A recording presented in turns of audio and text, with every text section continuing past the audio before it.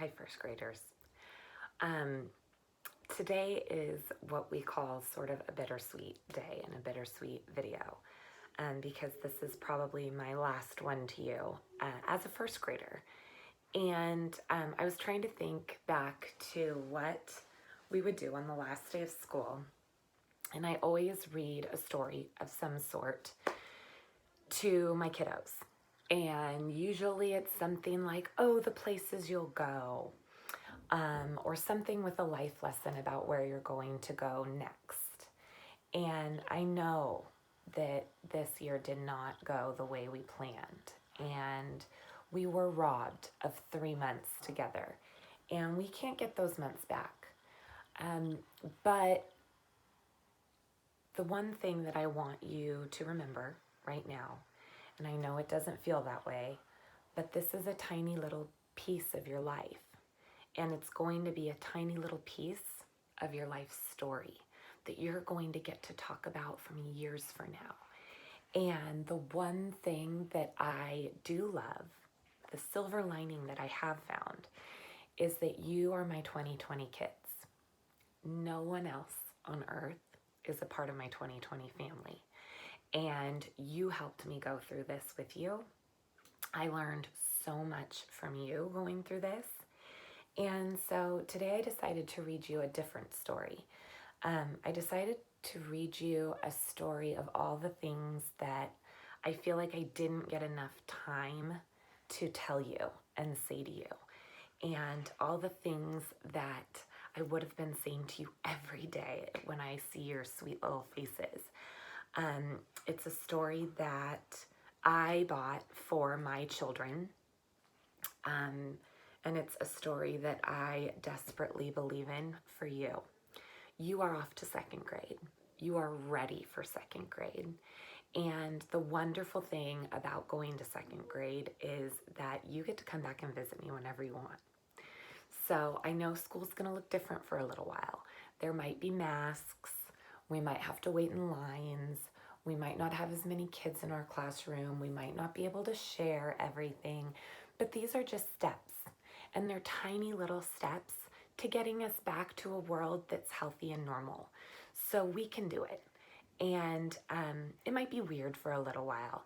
And you know what? We have to take it seriously, but we might giggle because it might be different. But the good news is I will be at Highlands with you. And I won't be your teacher anymore because you don't need me anymore. You don't need first grade anymore. You're on to bigger and better things. But I will still need you to come by and say hello. And I will still need you to come help me with my kindergartners or stop in before school or after school. And we will always, always have that 2020 connection. You'll be my 2020 kids. So this story is called Of Thee I Sing. And it was written by one of our previous presidents. And he wrote it to his children.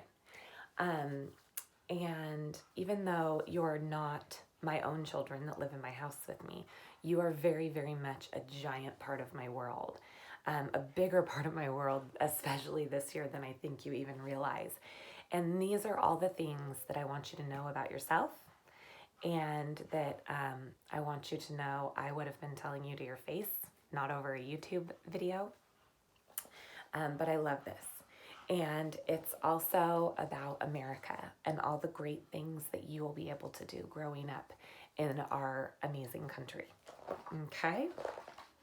So get cozy, because this is our last story on the green carpet. Have I told you lately how wonderful you are? How the sound of your feet running from afar brings dancing rhythms to my day? How you laugh and sunshine spills into the room?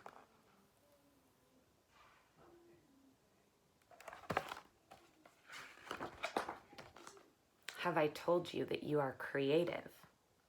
A woman named Georgia O'Keeffe moved to the desert and painted petals, bone, bark. She helped us see big beauty in what is small, the hardness of stone and the softness of feather.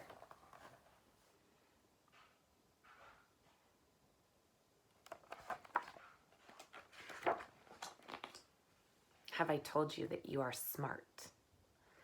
That you braid great ideas with imagination?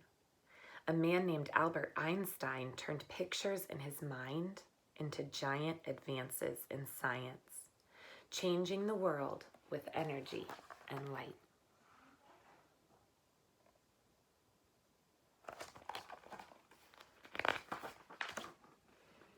Have I told you that you are brave? A man named Jackie Robinson played baseball and showed us all how to turn fear to respect and respect to love.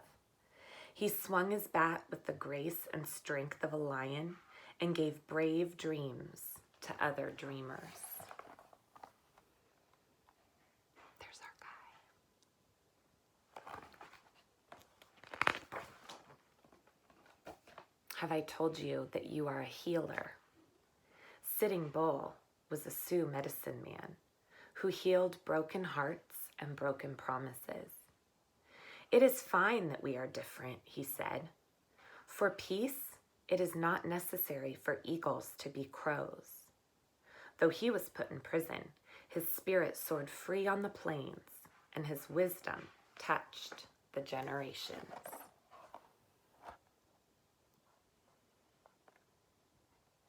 He was Native American. Have I told you that you have your own song? A woman named Billie Holiday wore a gardenia in her hair and sang beautiful blues to the world. Her voice, full of sadness and joy, made people feel deeply and add their melodies to the chorus.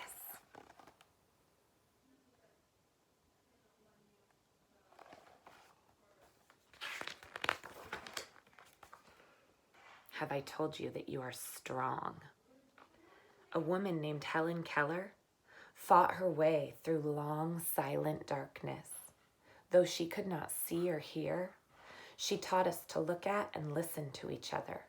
Never waiting for life to get easier, she gave others courage to face their challenges.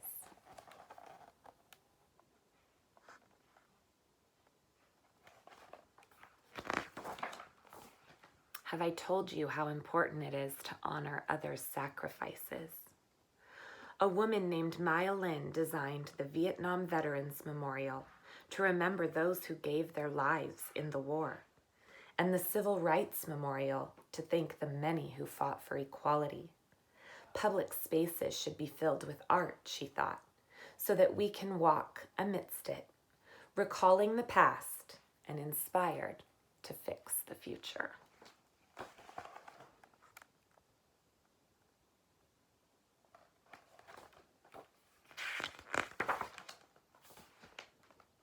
Have I told you that you are kind? A woman named Jane Addams fed the poor and helped them find jobs. She opened doors and gave people hope. She taught adults and invited children to play and laugh and let their spirits grow wide.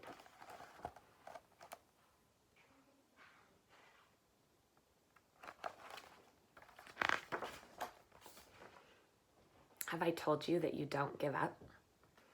When violence erupted in our nation, a man named Martin Luther King Jr. taught us unyielding compassion. He gave us a dream that all races and creeds would walk hand in hand. He marched and he prayed, and one at a time opened hearts and saw the birth of his dream in us.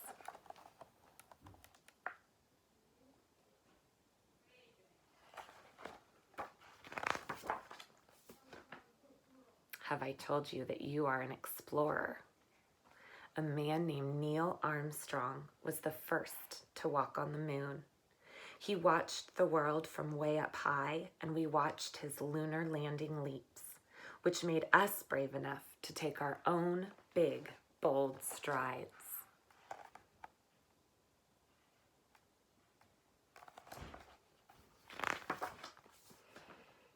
Have I told you that you are inspiring? A man named Cesar Chavez showed farm workers their own power when they felt they had none. The people were poor but worked hard and loved the land. Caesar picketed, prayed, and talked. The people listened to their hearts and marched for their rights. Si se puede, Caesar said. Yes, you can.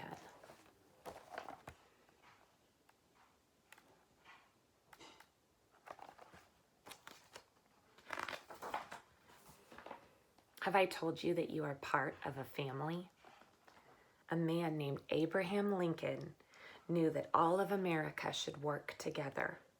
He kept our nation one and promised freedom to enslaved sisters and brothers. This man of the people, simple and plain, asked more of our country, that we behave as kin.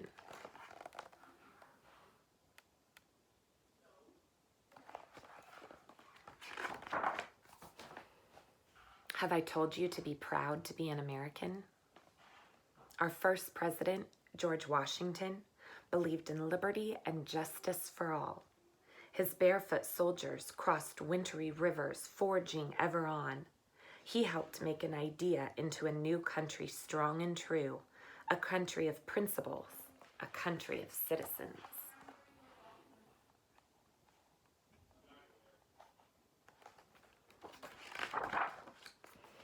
Have I told you that America is made up of people of every kind? People of all races, religions, and beliefs. People from the coastlines and the mountains. People who have made bright lights shine by sharing their unique gifts and giving us the courage to lift one another up, to keep up the fight, to work and build upon all that is good in our nation.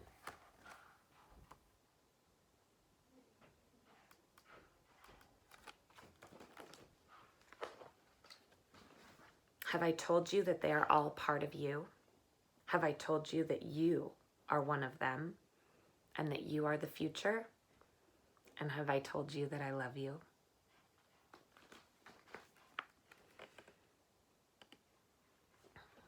And I know I've told you I love you because I tell you that all the time. You probably get tired of hearing it. But that story's for you because I believe it. And I think now more than ever, we are a part of something really big. And it's going to take us all working together to get to see one another again. And we can do it. And knowing that we got to spend some time together is such a gift because you taught me so many things. And I got to see you as scientists and as mathematicians and as artists and as thinkers and as builders. And you are all so kind. And I think that's the biggest part is you are so good to others. And that's why it broke my heart not getting the last 3 months with you because you were such a wonderful group to pass the time with. So I love you from the bottom of my heart, but you'll forever be my 2020s and that will never go away. And I'm always here for you. So, but no matter how much I love you, you know what I'm going to say. I miss you, and there is no place like home. Bye, babies. Congratulations on being in second grade.